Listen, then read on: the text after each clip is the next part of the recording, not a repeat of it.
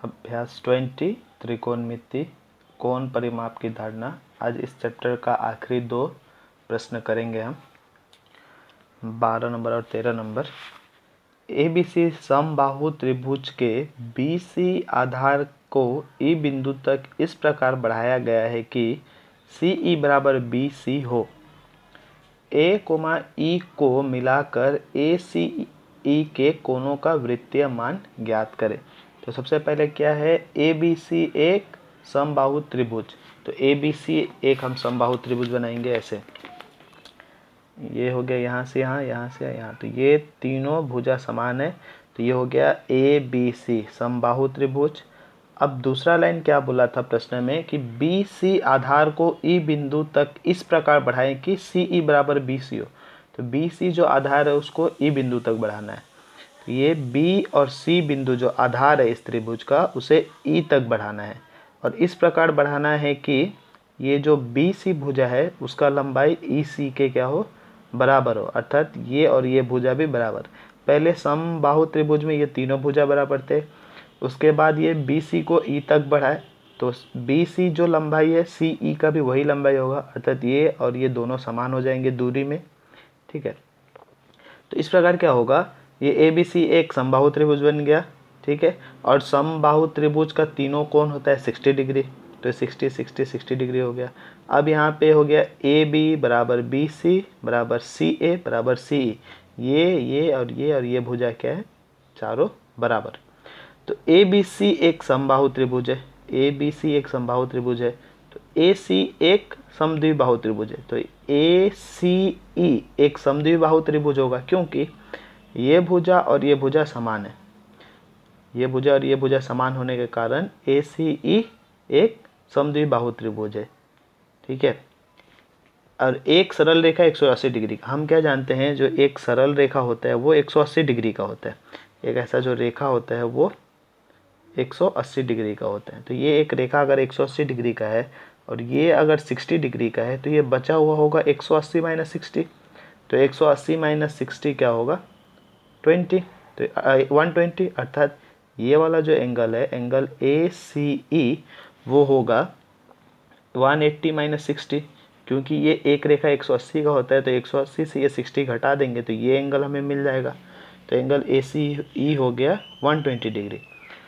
अब समद्विबाहु त्रिभुज के दो कोण समान होते हैं। अगर समद्विबाहु अर्थात ये दोनों भुजा समान है तो कोण क्या होगा, ये दो कोण समान होंगे। तो ये हो गया 120 डिग्री और एक त्रिभुज मिलकर होता है 180 डिग्री, तो 180 में ये 120 चला गया, तो ये कोण और ये कोण मिलके 60 होना पड़ेगा, तब जाकर 120 प्लस 60 180 होगा।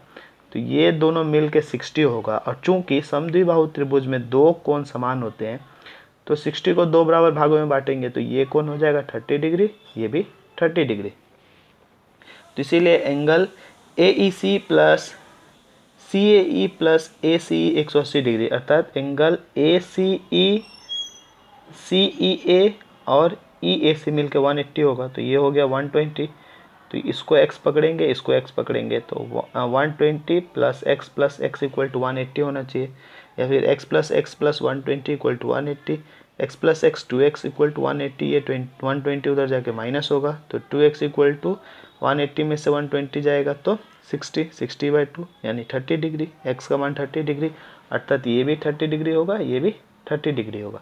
अब इन सब का क्या निकालना है, वृत्तीय मान। तो एंगल ACE का वृत्तीय मान, एंगल ACE जो शास्त्रिक मान में है 120 डिग्री है, तो उसका वृत्तीय मान निकालने के लिए π/180 से गुना करेंगे।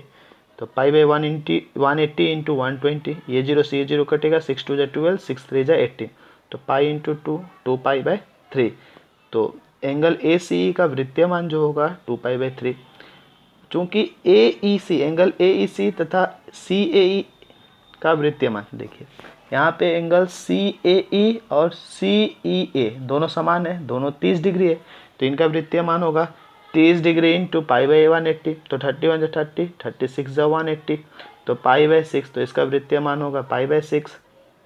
नेक्स्ट है 30 नंबर, किसी चतुर्भुज के तीन कोणों का मान क्रमशः π/3, 5π/6 व 90 डिग्री होने से चतुर्थ कोण का शास्त्रिक व वृत्तीय मान ज्ञात करें।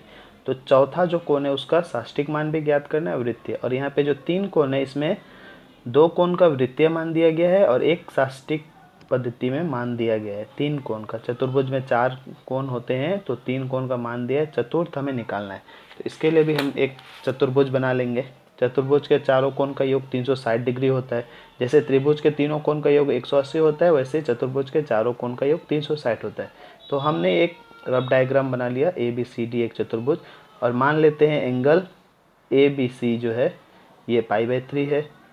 ठीक है, मान लेते हैं सपोज एंगल BCD, ये BCD इसे मान लेते हैं π/6 है।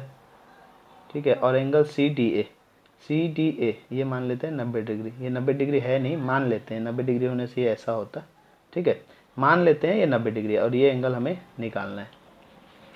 तो π/3 का साष्टिक मान क्या होगा? π/3 को 180/π से गुना करेंगे। साष्टिक मान निकालने का पद्धति यही है। तो ये π कट जाएगा, ये 3 से 180 कटेगा 60, तो इसका साष्टिक मान होगा 60 डिग्री। फिर 5π/6 का साष्टिक मान निकालेंगे तो 5π/6 को 180/π से गुना करेंगे, ये π फिर कटेगा, फिर 6 से ये 30 बार में 180 करेगा, तो 30 × 5 150 डिग्री हो गया। फिर तीसरा को 90 डिग्री दिया है तो 90 डिग्री का हम वृत्तीय मान निकालेंगे, तो 90 × π/2 करेंगे और π/180 करेंगे, तो 91 × 90 92 × 180, तो ये होगा π/2। ठीक है, अब चतुर्थ कोण क्या होगा? 360 माइनस 60 प्लस 150 प्लस 90, क्योंकि एक कोण जो है 60 है, दूसरा 150 और तीसरा 90 दिया हुआ है, तो 360 से ये घटा देंगे तो चौथा कोण हमें मिल जाएगा। तो 360 माइनस दिस ऑल, तो ये सबको ऐड करेंगे तो ये 300 होगा। तो 360 माइनस 300 हो गया 60 डिग्री। तो चतुर्थ कोण का जो साष्टिक मान है वो 60 डिग्री है। अब इस साष्टिक मान को क्या करेंगे? हम वृत्तीय मान निकालेंगे। तो 60 डिग्री इक्वल टू π/180 से गुना करेंगे, क्योंकि साष्टिक मान से वृत्तीय मान निकालने के लिए हम π/180 से गुना करते हैं और वृत्तीय मान से साष्टिक मान निकालने के लिए 180/π से गुना करते हैं। तो यहाँ π/180 से करेंगे, 61 × 60 63 × 180, तो ये होगा π/3। तो यहाँ हमें एक बोला गया था चतुर्थ कोण का, मैंने चारों का निकाल दिया। अगर चतुर्थ का सिर्फ साष्टिक और वृत्तीय मान पूछे तो चतुर्थ का जो वृत्तीय मान होगा π/3 और साष्टिक मान होगा 60 डिग्री, और यहाँ मैंने चारों का कर दिया। ठीक है।